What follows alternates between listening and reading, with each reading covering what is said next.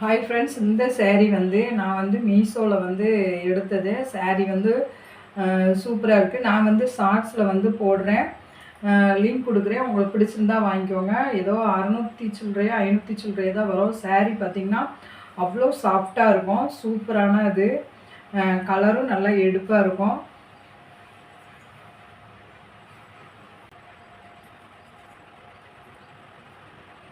Full வியூவும் காட்ட முடியல, ஏன்னா ஃபுல்லாக ப்ளைனாக அப்படி தான் இருக்கும்.